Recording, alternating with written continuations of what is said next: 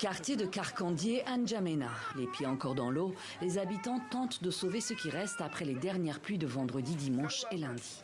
Mais l'eau s'est infiltrée partout dans ces habitations vétustes, jusqu'à faire s'écrouler des maisons entières. Une femme enceinte, son mari et son enfant ont ainsi trouvé la mort lundi dans la capitale. Il suffit d'aller un peu plus loin pour voir toute l'étendue du désastre. De l'eau partout, jusqu'aux genoux, jusqu'à la taille. Des sacs de sable posés ici et là, des barrages bien dérisoires. La plupart des habitants ont tout perdu. Ils errent dans l'eau, épuisés et affamés. Nous sommes nés ici, nous avons grandi ici. Maintenant, on ne sait pas où aller. Les gens n'ont rien pu sauver, ils sont sortis les mains vides, juste avec les vêtements qu'ils portaient. Sous ces maisons écroulées, ils ont laissé leurs biens, des assiettes, des marmites, des chaises. Le président Mahamat ne peut pas rester indifférent face à notre situation. Dans notre propre pays, ce n'est pas possible. Qu'il nous trouve une solution. Depuis hier, il y a des personnes qui n'ont rien mangé. Il n'y a pas de gaz, rien. Certains restent sur place pour garder leurs maigres biens.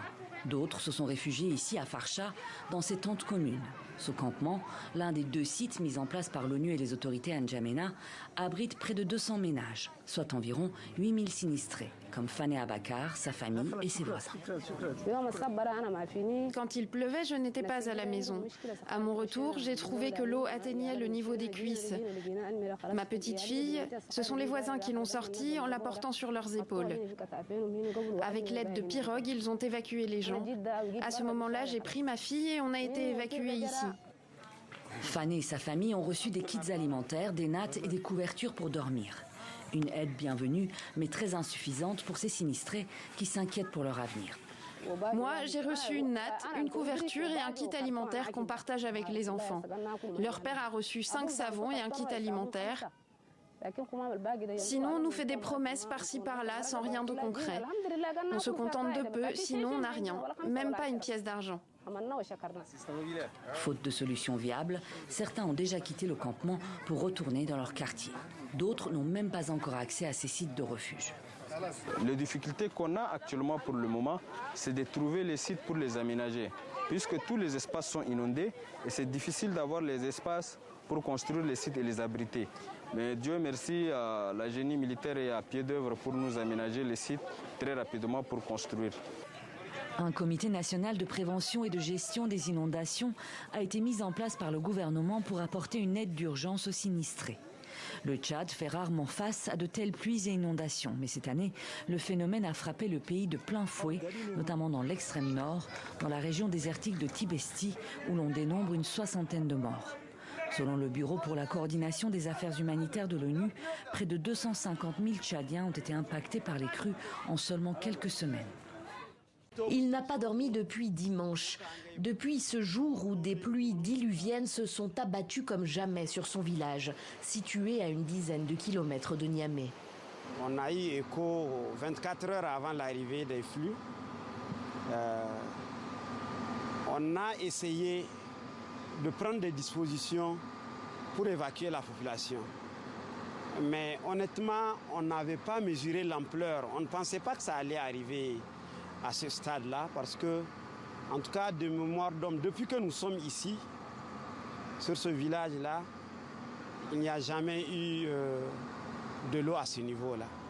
Soraï Ganda est la sortie principale de Niamey. La commune se trouve sur la route nationale numéro 1, la plus longue du Niger.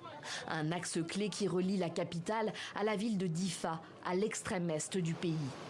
Le pont qui enjambait ce cours d'eau a été emporté par les eaux. La circulation est donc coupée sur la RN1. Les pompiers n'utilisent leurs canaux de sauvetage que pour faire passer les malades qui doivent rejoindre un hôpital à Niamey. Les autres patientent des 2 côtés de la rive. Des dizaines de camions et de minibus sont à l'arrêt. Je fais partie des premiers chauffeurs à être arrivés sur place dimanche. À ce moment-là, des petits véhicules passaient encore, mais l'eau avait un tel courant qu'il a coupé le pont en 2. Et on a été bloqué par la police.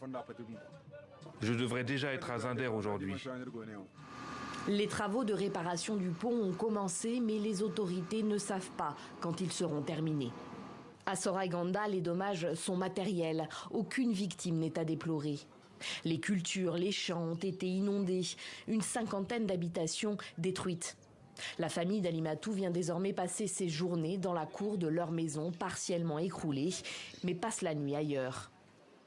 On ne connaît pas la provenance de l'eau. Nous dormions tranquillement quand l'eau a envahi toutes nos concessions et a tout détruit.